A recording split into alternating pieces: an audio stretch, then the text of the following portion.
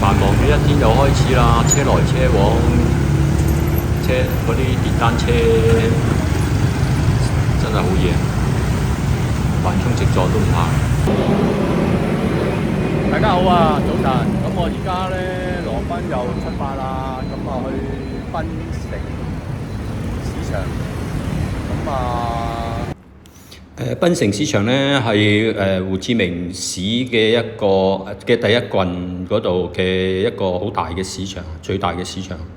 咁所以而家就過去啦。咁就其實咧成個越南咧胡志明市咧就分16個郡。即係我哋分叫做區啦，咁同埋咧就一個係縣啊，咁咧大家好啊，呢度就係胡志明嘅檳城市集，咁啊係最大㗎啦。檳城市集咧就係胡志明市嘅第一郡啦，第一郡同埋第三郡咧其實好近嘅，咁呢兩個亦都係一個中心嘅中心嚟嘅，咁可以。即係吃喝玩樂啊，都係集中喺呢度㗎啦。咁咧就呢個檳城傳統市場咧，咁就係地標嘅建築啦。咁係1912年嗰陣時起嘅法國嘅建築啦。咁就好大嘅，入邊就係多數都係啲日常用品啊，或者係有少少嘅係肉食啊嗰啲嘢嘅。嗱，呢度就係外圍啦。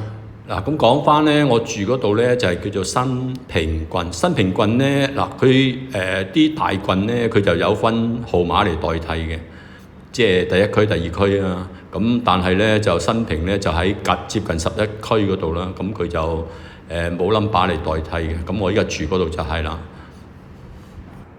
咁我呢一兩日咧來來去都係喺第一郡、第三郡嗰度都係流連㗎啦。咁樣呢個新檳城市場都係啊嚇，檳城市場咁嗱呢度就係啦。咁跟住咧就周圍咧就好多舊嘅西貢嘅建築㗎。咁我都盡量都影咗啲相嘅。咁好似以前一套戲咧叫《情人》咧。咁啊，梁家輝做嗰套咧，咁啊嗰啲咁嘅建築物嚟嘅。咁啊後邊街咧有少量嘅食肆啦，即係同一個市場裏邊啦。咁啊有啲肉食啊，有啲，但係佔好少部分嘅啫。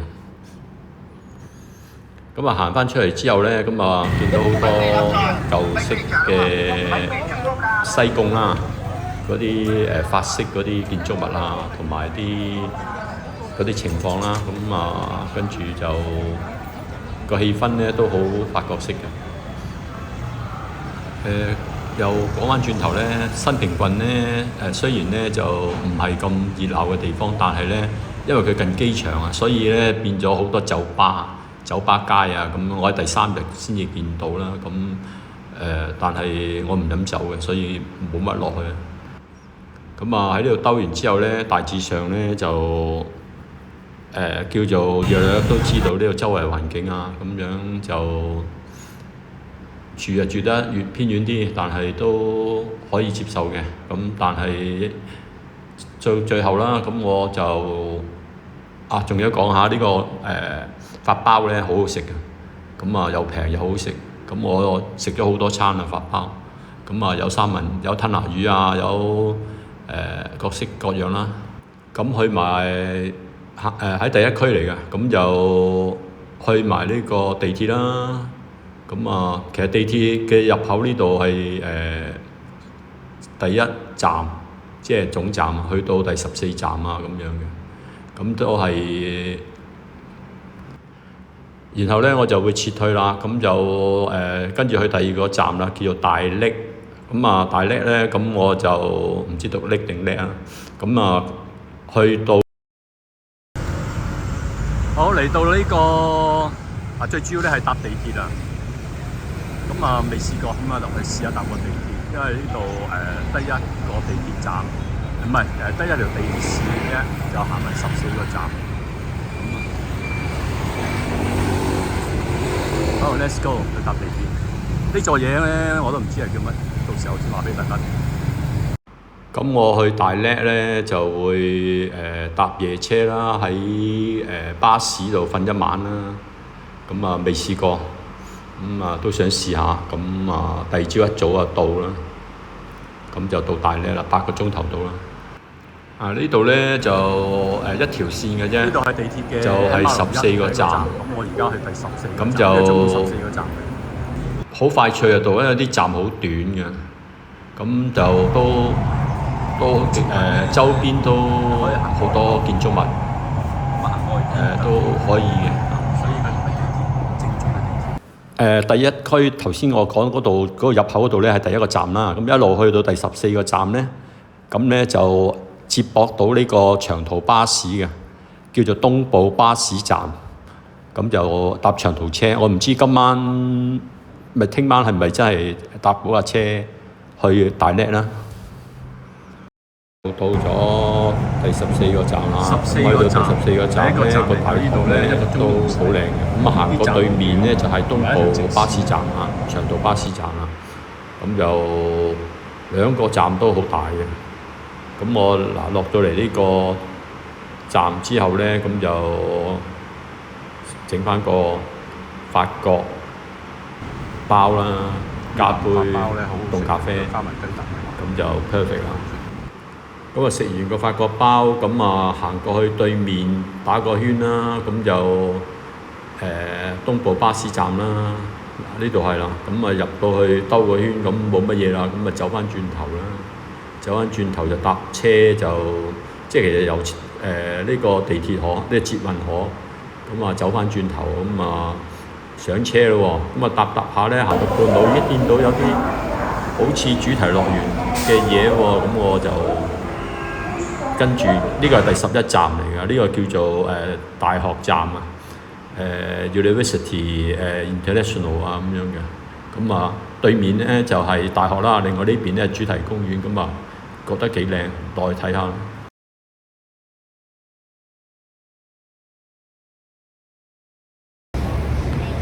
大家好，我羅賓嚟到呢個地鐵嘅第11個站，即係大學城站。對面呢就係一個叫做仙泉遊樂場。咁咧呢個咧就叫做仙泉主題公園。咁咧係世界上一個咧唯一一個係佛教同埋越南神話嘅主題公園。咁咧就入邊咧個特色咧就係有遊樂場啊，有佛教啊，有大乘佛教啊，有道教啊，有乜教都有啊。咁就同埋咧有游泳池啊，各式其式，你講得出都有啊。咁所以就好熱鬧嘅一個撈悠閒意。呢個遊樂場主題公園入咗之後咧，15000蚊成年人啊，越南盾。咁啊入到去之後咧就有呢個有架車，嗰啲卡車載你遊一個圈先啦。咁入邊咧就大致上大部分咧都有啲佛教嘅色彩多啲嘅。大乘佛教又好，小乘佛教又好，即係好似類似泰國啊嗰啲叫小乘佛教啦。咁釋迦嗰啲就係大乘佛教啦。至於你話嗰啲壽星公啊、福祿壽啊嗰啲係道教啦。咁所以剛才我講話乜教都有，就係咁啦。有一個巨頭嘅石像咧，嗰個位置咧就係泳池啦。咁一陣間都會睇到噶啦。咁有啲觀音啊，有啲有啲泰國嘅譬如嗰啲象牙啊，嗰啲好似有啲泰國啊或者緬甸啊嗰啲咁嘅佛教嘅寺廟啊咁樣咯。咁大致上就都幾呢個公園好大嘅，所以咧就好豐富啦啲嘢。嗱，咁我依家就搭緊呢架車就兜啦，咁啊成個公園兜一個圈啦。咁你可以去到尾嗰陣時落車，咁啊四周圍行下啦。咁就睇下都係龍啊，或者係嗰啲佛教寺廟啊嗰啲咁。仲有一樣嘢咧就係呢個就係嗰個叫做跳樓機類似啦。咁啊，仲有一個頭先經過咧，都會見到一個嗰啲鬼洞啊，係嚇人嗰啲咧。咁我突然間我就睇見個情況咧，好似呢個係一個好巨型嘅荔園。咁就當然啦，佢比荔園就豐富好多啦，同埋嗰個色彩抄遠。嗱，呢個咧就係剛才講啲小童游泳池嚟嘅，咁就都好多呢度就係泰國嗰啲神話啊，或者係呢個越南嘅神話啊咁樣。總之就好精彩啦。前面呢個雪堡啦，城堡咁啊，入邊好凍嘅，咁啊即係着嗰啲衫入去啦，咁啦。咁就嗱，呢度係呢個兒童遊樂場啊，咁啊又有高卡車玩啊，又有呢個揈呢個啦，咁啊另外就有啲兒童嘅玩嘅嘢啦，咁啊兒童嗰部分啦。咁啊呢度咁啊行翻過嚟咧，呢度龍口咁啊入去啊，咁啊跟住就喺龍尾度出翻嚟啊咁啦。咁啊呢個公園係好寬闊嘅，好大嘅，咁好多象牙嘅擺設啦。咁啊係啊，所以我就覺得佢係好似泰國嘅建築咁啦。咁周邊好多神話嘅公仔啊。咁啊，同埋咧，最主要我見到有啲棚咧就種瓜喎，咁種好多瓜嘅，好多個棚，好多棚嘅，咁啊唔知要嚟有咩意思啦？咁但係就係啦，咁好多棚啦。咁啊40幾蚊港紙，即係15萬越南盾咧，咁入嚟見識咧都好平。跟住唔中意行咧，咁側邊咧有啲單車啊，咁你可以同佢租嘅，應該就我估係啦嚇。咁或者係踩嗰啲單車啦、三輪車啊，跟住就行翻出去啦。咁呢個就係太空唔知放映室定咩啦，咁唔理佢啦，咁就都跟住慢慢行翻出去啦。咁啊行到半路咧，就見到有一個位置咧，呢個位置就入去不要俾錢嘅。我唔知睇咩啦，睇啲神話嗰啲咁嘅嘢。咁我就冇理佢啦。咁我就照行，行到咁啊行下，差唔多行到翻出嚟門口啦。但係仲未見到，即係我喺出邊咧見到個好大嘅石像啊。咁啊，咁我又唔知喺邊個位置啦。原來其實咧佢就係兒童泳池嚟嘅。咁就入去游水先至見到啊！咁喺出邊咪影幾張相算啦。咁啊之前咧我就去到啲咁嘅位咧，我就會俾音樂啊。咁啊，因為呢個 Apps 裏邊咧有部分有音樂啊咁樣，咁啊可以填咗個空位啦。咁但係咧我送上 YouTube 嗰陣時咧，佢就話我盜用人哋嘅音樂啊，咁變咗我依家開始盡量咧就唔用音樂啦。咁因為好多 YouTuber 咧都係任喺度講，喺度噏，咁我試下喺度噏，大家會唔會悶啊？呢個咧唔知係咪泰國佛殿啦，因為我都唔係好識分泰國啊，或者係緬甸啊，或者係東南亞咩越南啊，其他國家嗰啲殿咧係咪有分別啦？咁反正都係知道佛教嗰啲殿啦。咁啊行下咧就行翻出嚟正門呢度啦。咁都兜咗2-3個鐘頭啦。咁都豐收啦嚇。咁呢度咧嗱，呢度就係嗰個泳池嗰位啦，入邊嗰個大佛像，唔係嗰個，其實唔係佛像嚟嘅，嗰個唔知咩像嚟嘅。咁啊嗱，呢啲就廟啦，即係嗰啲泰國啊嗰啲啦嚇。咁跟住呢度正門啦，咁啊行翻出去，咁啊跟住搭車就走人啦。咁啊翻去第一區。咁啊呢一個